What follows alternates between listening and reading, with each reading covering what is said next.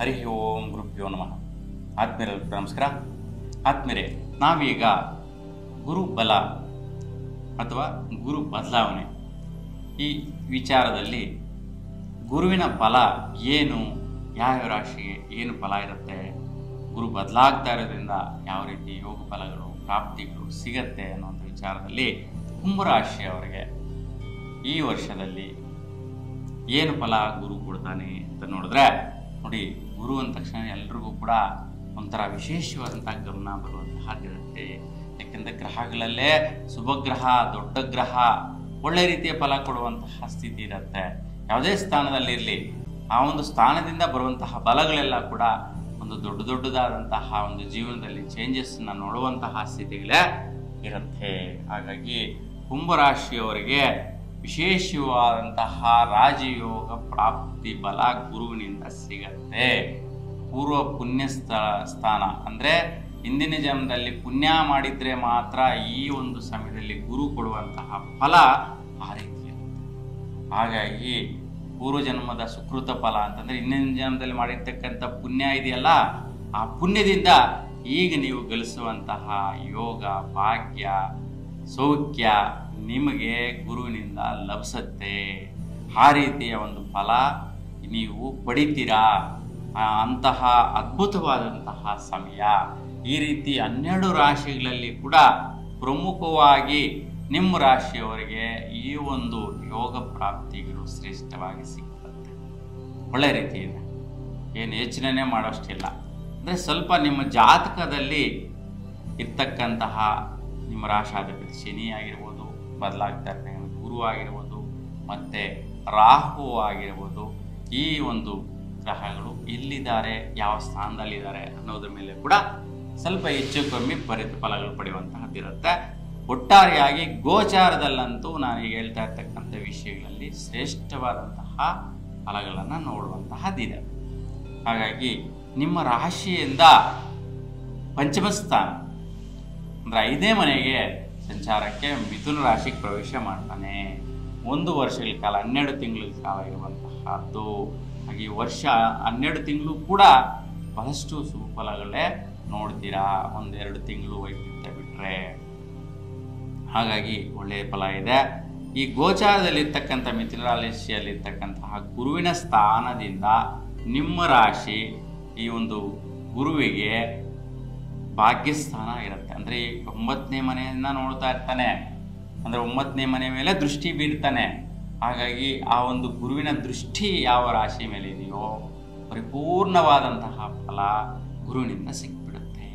ಹಾಗಾಗಿ ಕುಂಭರಾಶಿಯವರಿಗೆ ಒಂದು ರೀತಿ ಪೂರ್ವ ಪುಣ್ಯ, ಇನ್ನೊಂದು ರೀತಿಯಲ್ಲಿ ಭಾಗ್ಯ, ಎರಡೂ ಕೂಡ ಸಫಲತೆಯನ್ನು ಕೊಟ್ಬಿಡುತ್ತೆ. ಹಾಗೆ ಎರಡೂ ಕೂಡ ಶ್ರೇಷ್ಠತೆಯಲ್ಲಿ ಶ್ರೇಷ್ಠನೇ. ಹಾಗಾಗಿ ಯಾರೆಲ್ಲ ಕುಂಭರಾಶಿಯವರು ಇದ್ದೀರಾ, ಯೋಚನೆ ಮಾಡೋಷ್ಟಿಲ್ಲ, ಗುರುವಿನ ಬಲ ಈ ರೀತಿಯಲ್ಲಿ ಕೊಡುವಂತಹದ್ದಿದೆ. ಹಾಗಾಗಿ ಗುರು ನಿಮಗೆ ಮೇ 14ನೇ ತಾರೀಕು 2025ರಲ್ಲಿ ಪ್ರಾರಂಭ ಆದರೆ 2026 ಜೂನ್ 1ನೇ ತಾರೀಕುವರೆಗೂ ಸಂಚಾರದಲ್ಲಿರ್ತಾನೆ. ಹಾಗಾಗಿ ಮಿಥುನ ರಾಶಿಗೆ ನಾನು ತಿಳಿಸಿರ್ತಕ್ಕಂಥ ವಿಚಾರಗಳೆಲ್ಲವೂ ಕೂಡ ಫಲಿಸಬೇಕು ಅಂತಂತಂದರೆ ಮುಖ್ಯವಾಗಿ ವೃಕ್ಷರ ನಕ್ಷತ್ರ 3ನೇ ಪಾದಕ್ಕೆ ಗುರು ಪ್ರವೇಶ ಆಗ್ತಾ ಇದ್ದಾನೆ ಮೇ 14ಗೆ. ಹಾಗಾಗಿ ವೃಕ್ಷ ನಕ್ಷತ್ರ ಕುಜ ನಕ್ಷತ್ರ ಆಗಿರೋದ್ರಿಂದ ನಿಮಗೆ ತುಂಬ ರೀತಿ ಒಳ್ಳೆ ರೀತಿ ವಿದ್ಯಾರ್ಥಿಗಳಿಗೆ ಸ್ವಲ್ಪ ಕಷ್ಟಗಳು ಕಾರ್ಪಣ್ಯಗಳಿರುತ್ತೆ. ಮತ್ತು ಗರ್ಭಿಣಿ ಸ್ತ್ರೀಯರಿಗೆ ಸ್ವಲ್ಪ ವೈಪರೀತ್ಯಗಳಿರ್ತಕ್ಕಂಥದ್ದು, ಮತ್ತು ಕುಂಭರಾಶಿಯಲ್ಲಿರ್ತಕ್ಕಂಥ ಸಾಲಬಾಧೆ, ಸ್ವಲ್ಪ ಒತ್ತಡಗಳು, ಟೆನ್ಷನ್ಗಳು, ಖರ್ಚುಗಳು, ಲಾಸು, ಕೆಲಸಗಳಾಗದಿರೋ ಇರ್ತಕ್ಕಂತಹದ್ದು ಇವೆಲ್ಲವೂ ಕೂಡ ದುಗುಡದಿಂದ ಇರ್ತೀರ. ಈಗ ನಿಮ್ಮ ಪ್ರಯತ್ನದಿಂದ, ಹಠ ಸಾಧನೆಯಿಂದ ನೀವು ಕೆಲವೊಂದು ಕೆಲಸ ಕಾರ್ಯಗಳಿಗೆ ಕೈ ಹಾಕೋದ್ರಿಂದ ಸಫಲತೆಯನ್ನು ನೋಡುವಂತಹದ್ದು ಗುರು ವೃಕ್ಷರ ನಕ್ಷತ್ರ 3-4ನೇ ಪಾದದಲ್ಲಿ ಸಂಚಾರ ಮಾಡುವಂಥ ಸಮಯದಲ್ಲಿ ಪ್ರತಿಫಲಗಳು ಸಿಕ್ಬಿಡುತ್ತೆ. ಹಾಗಾಗಿ ಈ ಒಂದು ವೃಕ್ಷರ ನಕ್ಷತ್ರ ಬಿಟ್ಟು ಆರಿದ್ರ ನಕ್ಷತ್ರಕ್ಕೆ ಪ್ರವೇಶ ಮಾಡ್ತಾನೆ ಗುರು ಜೂನ್ 14ನೇ ತಾರೀಕಿಗೆ. ಜೂನ್ 14ರಿಂದ ಆಗಸ್ಟ್ 12ನೇ ತಾರೀಕುವರೆಗೂ ಸುಮಾರು 58 ದಿನಗಳ ಕಾಲ ಈ ಒಂದು ಗುರು ಆರಿದ್ರ ನಕ್ಷತ್ರದಲ್ಲಿ 1, 2, 3, 4 ಪಾದಗಳಲ್ಲಿ ಸಂಚಾರ ಮಾಡುವಂತಹ ಸಮಯದಲ್ಲಿ ಆರಿದ್ರ ನಕ್ಷತ್ರ ರಾಹು ನಕ್ಷತ್ರ ಆಗಿರೋದ್ರಿಂದ ಈ 58 ದಿನಗಳು ಸುಮಾರು 2 ತಿಂಗಳ ಕಾಲ ಸ್ವಲ್ಪ ವೈಪರೀತ್ಯಗಳಿಂದ ಕೂಡಿರುತ್ತೆ. ಅದೇ ನಾನು ಹೇಳಿದ್ದು, ವರ್ಷದಲ್ಲಿ 1-2 ತಿಂಗಳು ವೈಪರೀತ್ಯ ಬಿಟ್ಟರೆ ಬೇರೆಲ್ಲ ಸಮಯ ತುಂಬಾನೇ ಸುಫಲ ಅಂತೇಳಿ ಹೇಳಿದೆ. ಈ 2 ತಿಂಗಳುಗಳನ್ನು ನೋಟ್ ಮಾಡ್ಕೊಳ್ಳಿ. ಈ ಸಮಯದಲ್ಲಿ ನಿಮ್ಮ ಹತ್ತಿರದಲ್ಲಿ ಇರ್ತಕ್ಕಂಥ ಶಕ್ತಿ ಮಾತಾ ದೇವಿಯ ದರ್ಶನ ಮಾಡಿ, ಅಲ್ಲಿ ಕುಂಕುಮಾಷ್ಟೋತ್ರ ಮಾಡಿಸ್ಕೊಳ್ಳಿ. ಕೆಂಪು ಹೂವಿನಿಂದ ಕೂಡ ದೇವರಿಗೆ ಅಲಂಕಾರ ಮಾಡಿಸಿ, ನಿಮ್ಮ ಒಂದು ಮೇಲೆ ಇರ್ತಕ್ಕಂಥ ದೃಷ್ಟಿದೋಷ, ನೆಗೆಟಿವ್ ಎನರ್ಜಿ, ಸೊ ಆಲಸ್ಯ, ವೈಪರೀತ್ಯಗಳು ಎಲ್ಲವೂ ಕೂಡ ನಿವಾರಣೆ ಆಗುತ್ತೆ. ಮತ್ತು ವೈಯಕ್ತಿಕವಾಗಿ ಸ್ವಲ್ಪ ನಿಮಗೆ ಈ ಒಂದು ಕೆಡುಕು ಪ್ರಭಾವಗಳು, ಕೆಟ್ಟ ಪ್ರಭಾವಗಳು, ದುಷ್ಟ ಪ್ರಭಾವಗಳು ನಿಮ್ಮ ರಾಶಿ ಮೇಲೆ ಬೀಳುವಂತಹ ಸಾಧ್ಯತೆ ಜಾಸ್ತಿ ಇರುತ್ತೆ. ಯಾಕೆಂತಂದರೆ ಗೋಚಾರದಲ್ಲಿ ನಿಮ್ಮ ರಾಶಿಯಲ್ಲೇ ರಾಹು ಇರ್ತಾನೆ. ಹಾಗೆ ಇಲ್ಲಿ ರಾಹುನ ಎಫೆಕ್ಟು ಜಾಸ್ತಿ ಆಗುತ್ತೆ. ಗುರು ಸಪೋರ್ಟ್ ಮಾಡೋಕ್ಕಾಗೋದಿಲ್ಲ. ಯಾಕೆ ಅಂತಂತಂದರೆ ರಾಹು ನಕ್ಷತ್ರದಲ್ಲಿ ಗುರು ಶಾಂಡಾಲ ಯೋಗಕ್ಕೆ ಆಗ್ಬಿಡ್ತಾನೆ, ಏನು ಹೆಲ್ಪ್ಲೆಸ್ ಆಗಿಬಿಡ್ತಾನೆ. ಯಾಕೆಂದರೆ ರಾಹು ಕೇತುಗಳು ದುಷ್ಟಗ್ರಹಗಳು, ಪೀಡಗ್ರಹಗಳು, ಆಂಟಿ ಕ್ಲಾಕ್ ಸುತ್ತಗ್ರಹಗಳು ಆಗಿರೋದ್ರಿಂದ ರಾಹುವಿನ ನಕ್ಷತ್ರದಲ್ಲಿ ಗುರು ಹೆಲ್ಪ್ಲೆಸ್ ಆಗೋದ್ರಿಂದ ನಿಮ್ಮ ಮೇಲೆ ಈ ಒಂದು ವೈಪರೀತ್ಯಗಳಾಗೋ ಸಾಧ್ಯತೆ ಜಾಸ್ತಿ ಇರುತ್ತೆ. ಹಾಗಾಗಿ ಈ ರೀತಿ ಮಾಡಿ. ಮತ್ತು ಮನೆಯ ಮುಂಭಾಗದಲ್ಲಿ ನೀವು ಕೆಂಪು ನೀರಿನ ಒಂದು ಬಟ್ಲಲ್ಲಿ, ಕೆಂಪು ನೀರು ಅಂತಂದರೆ ಸುಣ್ಣ ಮತ್ತು ಅರಿಶಿಣ ಮಿಶ್ರಣ ಮಾಡಿ ಕೆಂಪು ನೀರು ಮಾಡಿ ನೀವು ಒಂದು ಬಾಗಿಲ ಮುಂಭಾಗದಲ್ಲಿ ಇಡುವುದರಿಂದ ಆ ಒಂದು ನೀರನ್ನು ಯಾರೇ ಬಂದು ಹೋಗಲಿ ದೃಷ್ಟಿಯಲ್ಲಿ ನೋಡೋದ್ರಿಂದ ನಿಮ್ಮ ಮನೆಗೆ ಯಾವುದೇ ರೀತಿ ಅವಘಡಗಳು, ಕಂಟಕಗಳು ಬರೋದಿಲ್ಲ. ಈ ರೀತಿ ಪ್ರಯೋಗನ ಈ ಸಮಯದಲ್ಲಿ ಮಾಡಿ. ಆನಂತರ ಪುನರ್ವಸು ನಕ್ಷತ್ರ 1, 2, 3ನೇ ಪಾದದಲ್ಲಿ ಪ್ರವೇಶ ಮಾಡೋಕ್ಕೆ ಗುರು ಸಂಚಾರ ಮಾಡ್ತಾನೆ. ಈ ಒಂದು ಆಗಸ್ಟ್ 12ರ ನಂತರದ ದಿನಗಳಲ್ಲಿ ಸುಮಾರು ಈ ಒಂದು ಪುನರ್ವಸು ನಕ್ಷತ್ರದಲ್ಲಿ ಸಂಚಾರ ಮಾಡುವ ಸಮಯದಲ್ಲಿ ಈ ಒಂದು ಅಕ್ಟೋಬರ್ 18ನೇ ತಾರೀಕುವರೆಗೂ ಇರ್ತಾನೆ. ಪುನರ್ವಸು ನಕ್ಷತ್ರ 3ನೇ ಪಾದದವರೆಗೂ ಕೂಡ. ಪುನರ್ವಸು ನಕ್ಷತ್ರ ಗುರು ನಕ್ಷತ್ರ ಆಗಿರೋದ್ರಿಂದ ಇಲ್ಲಿ ಮತ್ತೆ ಶ್ರೇಷ್ಠದಲ್ಲಿ ಶ್ರೇಷ್ಠವಾದಂಥ ಫಲಗಳನ್ನು ಯಥಾಸ್ಥಿತಿ ಪಡೆಯುವಂತಹದ್ದಿರುತ್ತೆ, ಉತ್ತಮ ಫಲಗಳು ಪಡೆಯುವಂತಹದ್ದಿರುತ್ತೆ. ವಿದ್ಯಾರ್ಥಿಗಳಿಗೆ ಅಬ್ರಾಡ್ಗೆ ಹೋಗಿ ಓದುವಂತಹ ಮಹಾಭಾಗ್ಯಗಳು ಸಿಗುತ್ತೆ.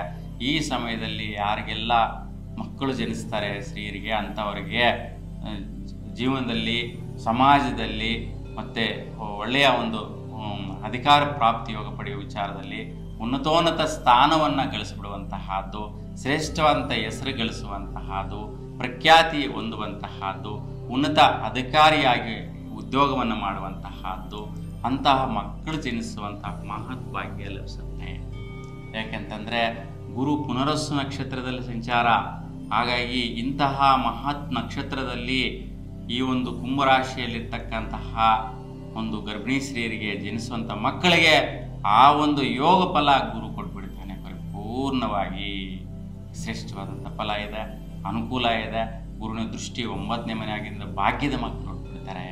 ಹಾಗೆ ಯಾರಿಗೆಲ್ಲ ಮಕ್ಕಳಾಗ್ತಾ ಇದ್ದಾರೆ ಈ ಒಂದು ಸಮಯದಲ್ಲಾದರೆ ಅಂತೂ ಗಮನಿಸ್ಕೊಳ್ಳಿ, ಶ್ರೇಷ್ಠ ಮಕ್ಕಳಾಗಿರ್ತಾರೆ.